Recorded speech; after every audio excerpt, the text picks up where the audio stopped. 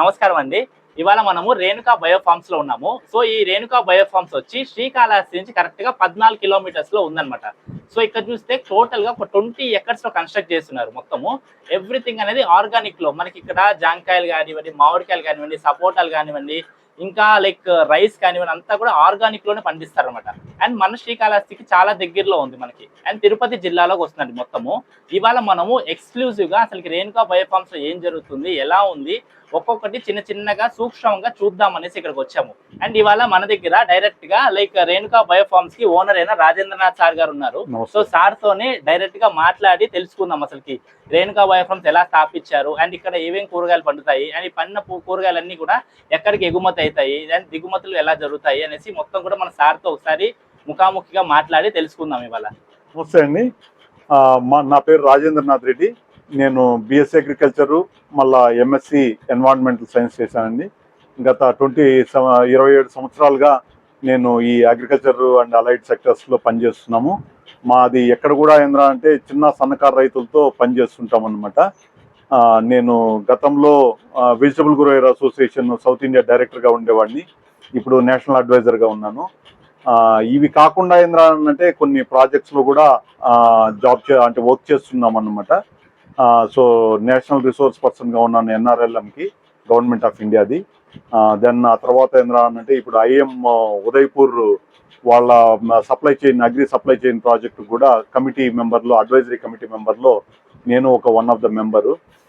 Plus IIT Tirupati common incubation centre మేమే, మా Renuka biofarms ఏంటంటే ONM operators. Then we work with ఒక 2 టెక్నాలజీస్ని మేము పోస్ట్ హార్వెస్ట్ పైన యుఎస్ నుంచి 2 యూనివర్సిటీస్ వర్క్ చేస్తాము. ఒకటేమో యూసీ డేవిస్, ఇంకొకటి పర్డూ యూనివర్సిటీ. సో వాళ్ళ టెక్నాలజీస్ని మన రైతులకి అందుబాటులోకి తీసుకొచ్చామన్నమాట. సో ఇలా కొన్ని టెక్నాలజీస్ మనకు రైతులకి ఎట్లా అందుబాటులోకి తీసుకురావాలి అంటే తక్కువ ఖర్చు, ప్లస్ అవి మన్నిక ఎక్కువ ఉండేటివి, ప్లస్ ఎక్కువ సార్లు వాడుకోవచ్చు అన్నమాట. సో ఇది రేణుకా బయోఫార్మ్స్ ఏంద్రా అన్నట్టే నేను 97 నుంచి 2003 వరకు ఏంద్రంటే నేను జాబ్ చేశాను. సో రకరకాల కంపెనీస్లో పూనా, గోవా, మళ్ళీ హైదరాబాదు, పోతే మళ్ళీ చిత్తూరు, పొంగనూరులో వర్క్ చేశాను. అంటే ఎక్కడ కూడా చిన్న సన్నకారు రైతుల జీవన ప్రమాణాలని మెరుగుపరచాలనే ఉద్దేశంతోనే సో ఇవన్నీ చేయడం అనేది జరిగింది.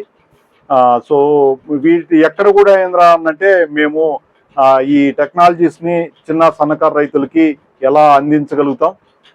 సో ఈ మోడల్ ఫామ్ కూడా ఏంద్రా అంటే బయోఫార్మ్స్ని మేము 2004లో స్థాపించినప్పుడు కూడా మా ముఖ్య ఉద్దేశం ఏమిటంటే లైక్ ఇదొక ఎడ్యుకేషన్ సెంటర్ అవ్వాలి ఫ్యూచర్ ఫార్మర్స్, అంటే నెక్స్ట్ జనరేషన్ ఫార్మర్స్ని మనం రైతులను తయారు చేయడం అనమాట.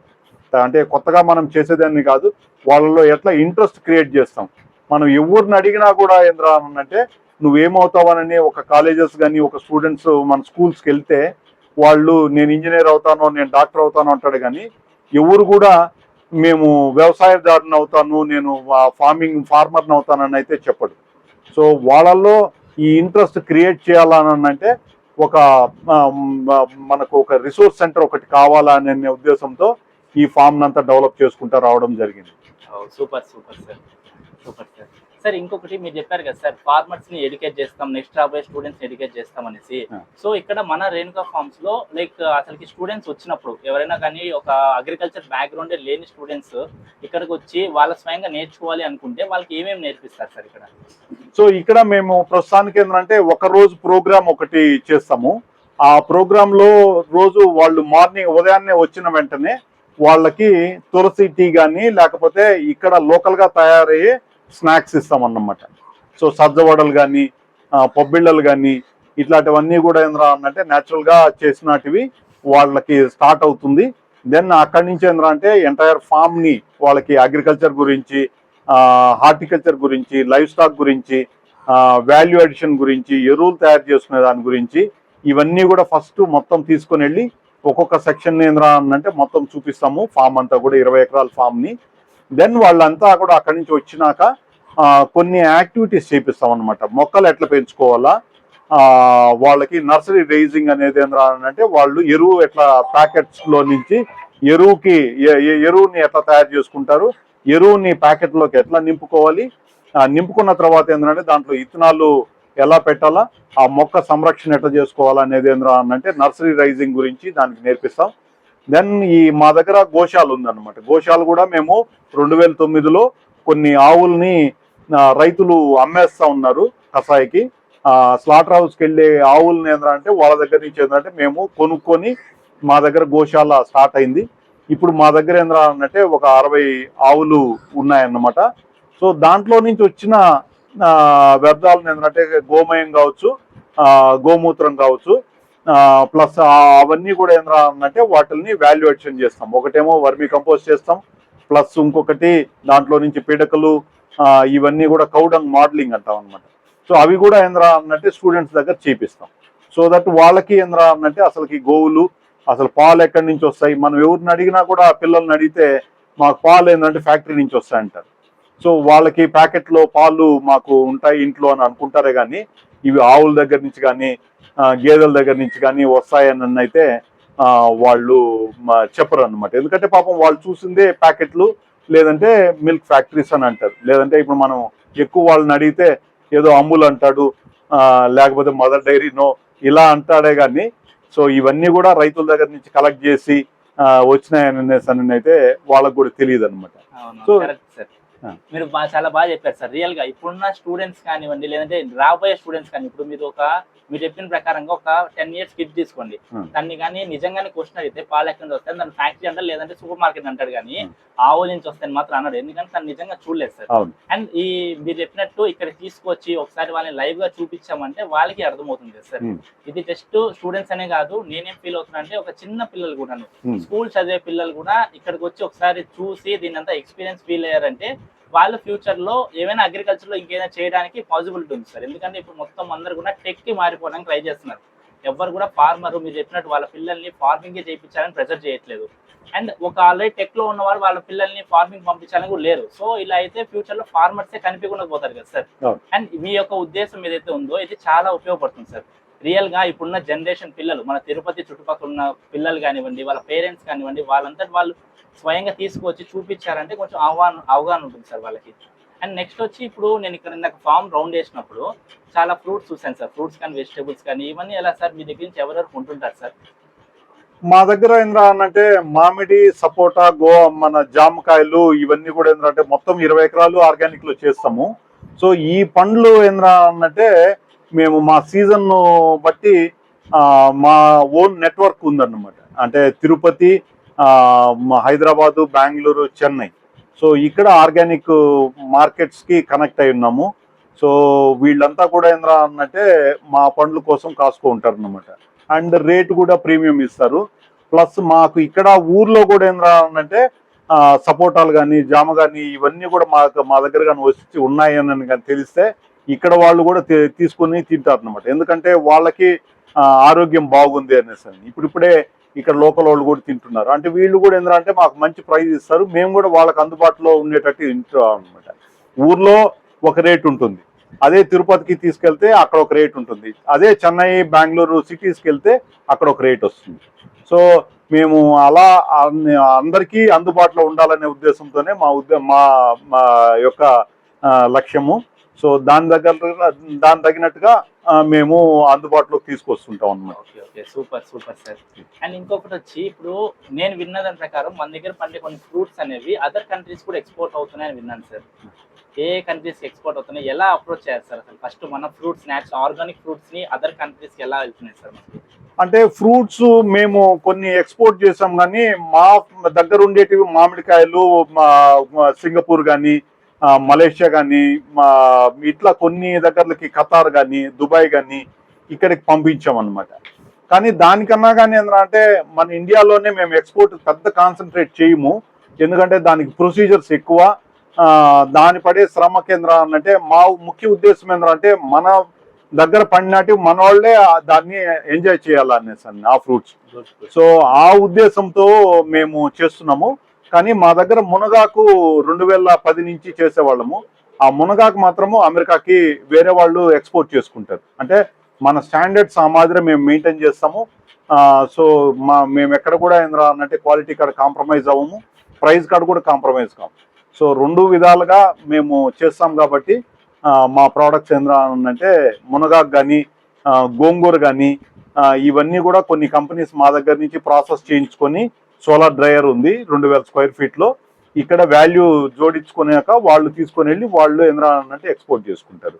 సో ఫ్యూచర్లో ఏంద్రా అంటే మా ఉద్దేశము ఇట్లా చిన్న చిన్న రైతులు ఎవరైతే చేస్తున్నారో వాళ్ళందరికీ కూడా ఒక కోఆపరేటివ్ ఒకటి క్రియేట్ చేసి వీళ్ళ దగ్గర నుంచి కూడా ఏంద్రా అంటే తీసుకొని ఎక్స్పోర్ట్ చేయాలనేది అయితే ఉంది. సో దానికి కొంతమంది ముందుకు వచ్చారు అమెరికా నుంచి ఇప్పుడు. సో వాళ్ళతో కూడా మేము పనిచేస్తున్నాము. మేము జూన్లో వియత్నాం కూడా వెళ్ళొచ్చాము. వియత్నాం నుంచి కూడా కొన్ని యుఎస్ నుంచి వియత్నాం నుంచి కూడా కొన్ని టెక్నాలజీస్ ఇక్కడ మన రైతులకి చిన్న సన్నకారు రైతులకు తీసుకుని వస్తున్నాం. దానివల్ల ఏంద్రా అంటే పంట అంటే కాస్ట్ ఆఫ్ కల్టివేషన్ అంటారు, ఆ కాస్ట్ ఆఫ్ కల్టివేషన్ తగ్గుతుంది. ప్లస్ మన భూమి క్వాలిటీ పెరుగుతుంది, కెమికల్స్ ఏం కాదు. సో సూక్ష్మజీవులతోనే వ్యవసాయం చేయొచ్చు అని అనేది ఏంద్రా అంటే మేము రైతులకు ఎక్కువ ప్రోత్సహిస్తున్నాం. సో మా నెక్స్ట్ ఏంద్రా అంటే మంచిగా ఇక్కడ చేసినాక మన వాళ్ళకి ఇక్కడ అందుబాటులోకి తెచ్చినాక దెన్ మిగిలినటివే మనం ఎక్స్పోర్ట్ చేస్తాం అన్నమాట. Okay okay sir, good sir. Sir మన యూట్యూబ్ ఫ్యామిలీ కోసము మీరు అసలుకి ఎలాంటి స్కిల్స్ మీ దగ్గర ఉన్నాయి, సో అలాంటి స్కిల్స్ వల్ల మీరు ఇంత పెద్ద ఫామ్ ని రన్ చేయగలుగుతున్నారు చెప్పగలరు సార్? మీకున్న స్కిల్స్ ఏంటి సార్? నేను ఎక్కువ ఫోకస్ ఏంద్రా అన్నట్టే ఈ 27 సంవత్సరాలుగా నేను ఆర్గానిక్ ఫార్మింగ్ మీదనే కాన్సన్ట్రేట్ చేశాము. సో ఆర్గానిక్ ఫార్మింగ్ లో ఎండ్ టు ఎండ్ అన్నమాట, ప్రొడక్షన్ కాడి నుంచి సర్టిఫికేషన్ టిల్ మార్కెటింగ్, ఈ మధ్యలో ఉన్న ప్రాసెస్ అన్నీ కూడా వీటిల్లో ట్రైన్ అయినాను. 2005లో ఫిలిప్పీన్స్ లో ఒక 3 వారాలు సస్టైనబుల్ అగ్రికల్చర్ మీద జైకా ఫండ్ చేసింది. భారతదేశం నుంచి ముగ్గురం, నేను ఒక్కడనే సెలెక్ట్ అయ్యాను. సో ఆ ట్రైనింగ్కి వెళ్ళాను. 2007లో ఇజ్రాయెల్లో ఒక 2 వారాలు ప్రోగ్రామ్కి ఇండియా నుంచి ముగ్గురం సెలెక్ట్ అయితే దాంట్లో నేను ఒక్కడిని. అండ్ దెన్ 2017లో యుఎస్కి వెళ్ళాను. యుఎస్లో ఒక 3 వారాల పాటు ఏంద్రా అన్నట్టే అక్కడ ఉన్న యూనివర్సిటీస్ కానీ సందర్శించడం జరిగింది. సో వాళ్ళ దగ్గర నుంచి కొన్ని టెక్నాలజీస్ నేర్చుకున్నాము. నాకు తెలిసినటివి కొన్ని వాళ్ళకి షేర్ చేయడం జరిగింది. సో మళ్ళా తర్వాత దుబాయ్, మొన్న రీసెంట్గా ఏంద్రా అన్నట్టే వియత్నాంలో కూడా ఒక 1 వీక్ వాళ్ళకు కూడా కొంత ట్రైనింగ్స్ నేను ఇవ్వడం జరిగింది. వాళ్ళ దగ్గర నుంచి కొన్ని నేను నేర్చుకోవడం జరిగింది. సో ఇలా మన నాలెడ్జెస్ ఏంద్రా అన్నట్టే organic related value addition. So మనము వీటి మీద ఏంద్రా అన్నట్టే కంప్లీట్ ట్రైనింగ్ ప్రోగ్రాము ఇస్తామన్నమాట. సో నాకు తెలిసింది నేను నేర్పిస్తాను. నేను వాళ్ళ దగ్గర నుంచి ఏమన్నా ఉంటే అది కూడా నేను కూడా నేర్చుకుంటాను. It is not that, it is a two way communication అన్నమాట. సో అన్నీ నాకు వచ్చు అని అనేది కాదు, బట్ నాకు తెలిసినట్టు నేను నేర్చుకుంటే నేను వాళ్ళకి చెప్పినప్పుడు వాళ్ళ దగ్గర నుంచి కూడా నేను I take their suggestions. Plus ఏంటంటే వాళ్ళ దగ్గర ఏమైనా స్కిల్స్ ఉంటే అవి కూడా మేము నేర్చుకుంటాము. బట్ మా మెయిన్ కాన్సన్ట్రేషన్ ఏంటంటే students, like school and college స్టూడెంట్స్ని మనం ఎక్కువ ఎంతమందిని ఎంటర్ప్రెన్యూర్స్ చేయడం అనేది ఒకటి, దెన్ ఫార్మర్స్. సో అందువల్ల మాకు మినిమం ఒక 1000-1500 స్టూడెంట్స్ ఇప్పుడు అట్ ప్రజెంట్ వస్తారు ఇయర్లో. సో ఆల్రెడీ ఒక బ్యాచ్ ఒక 54 మంది స్టూడెంట్స్ తిరుపతి విబిఆర్ కాలేజ్ నుంచి జూన్లో రావడం జరిగింది. ఇంకా కూడా మేము మోహన్ బాబు యూనివర్సిటీతో కూడా కొలాబరేషన్ ఉంది, వాళ్ళ స్టూడెంట్స్ని కూడా ఇక్కడికి పంపిస్తామని నేను చెప్పేసి అన్ని. సో అలా డిఫరెంట్ స్కూల్స్తో మేము టైఅప్ అయ్యి వాళ్ళని కూడా మేము ఎన్రిచ్ చేస్తున్నాం అన్నమాట. Yeah sir. సార్ ఇప్పుడు అన్ఎంప్లాయ్మెంట్ అనేది ఇండియాలో ఎక్కువ అయిపోతుందని వింటూ ఉన్నాము. వాళ్ళు నేర్చుకోవాల్సిన ఒక డిగ్రీ లాగా సర్టిఫికేట్ ఉన్నది కానీ సో వాళ్ళకంటూ పర్టికులర్ స్కిల్స్ అనేది లేదు. If they are interested for a farming, ఒక ఫార్మింగ్ ఒక ఎంటర్ప్రెనర్ అవ్వాలి అని అనుకున్నారంటే మీ దగ్గరకు వచ్చి ఏదైనా నేర్చుకోవడానికి అవకాశం అనేది ఉందా సార్? ఉందమ్మా. మాకు ఏంద్రా అనంటే 2022 నుంచి మేము అగ్రికల్చర్ కాలేజ్, మన తిరుపతి ఎస్వి అగ్రికల్చర్ కాలేజ్ నుంచి ఏంటంటే ఇంటర్న్షిప్కి ఫస్ట్ బ్యాచ్ ఏంటంటే ఒక 15 మంది గర్ల్స్ ఏంటంటే అమ్మాయిలు ఇక్కడికి రావడం జరిగింది. వాళ్ళు ఒక 45 రోజులు మా ఫామ్లోనే ఉండి ఆర్గానిక్ ఫార్మింగ్ మీద ఏంటంటే వాళ్ళు ఇంటర్న్షిప్ చేయడం జరిగింది. 2013లో మళ్ళా ఇంకొక 12 మంది మా ఫామ్లో ఇంటర్న్షిప్ చేశారు. రీసెంట్గా ఏంద్రా అంటే ఒక 8 మంది ఎస్వి అగ్రికల్చర్ కాలేజ్ నుంచే ఏంద్రా అన్నట్టు వాళ్ళు ఒక 15 రోజులు ఇంటర్న్షిప్ ప్రోగ్రామ్ లో ఆర్గానిక్ ఫార్మింగ్ మీదనే మేము చెప్పేదే, మీరు ఆర్గానిక్ ఫార్మింగ్ నేర్చుకోవాలా, plus anything related to advanced agriculture and sustainable agriculture మీద మేము ట్రైనింగ్ కానీ లేకపోతే వాళ్ళ స్కిల్స్ ఇంపార్ట్ చేస్తుంటాము. సో ఇవి కాకుండా ఏంటంటే ఇప్పుడు మాకు ఒక 10 days నుంచి ఏంటంటే ఒక ఇద్దరు agriculture graduates, Mahesh and Muktanand, ఇద్దరు they have joined our Renuka bio farms. So వాళ్ళని వాట్ వీఆర్ డూయింగ్ ఇస్ వాళ్ళకి ఏంటంటే మాకున్న ఫెసిలిటీస్ని కొన్ని వాళ్ళకి మేము మా దగ్గర ఉన్న ఫెసిలిటీస్ని వాళ్ళకి ఇచ్చి వాళ్ళని ఏంటంటే దాంట్లో they need to earn their money. So we are not giving them as an job opportunity కాదు, it is we are creating them as an entrepreneurs. So that is what our vision. We wanted to see many entrepreneurs that are coming up. Reason yes, ninnendra ante IIT Tirupati lo there was an oka first program endante tomato value addition meeda oka 18 mandi women ni mem train cheyidi one day training program jarigindi. దాంట్లో కొంతమంది ఊరగాయలు చేస్తున్నారు, కొంతమంది ఏంద్రా అన్నట్టే రకరకాల చిన్న చిన్న చిరు వ్యాపారాలు చేస్తున్నారు రిలేటెడ్ టు ఫుడ్ ప్రాసెసింగ్.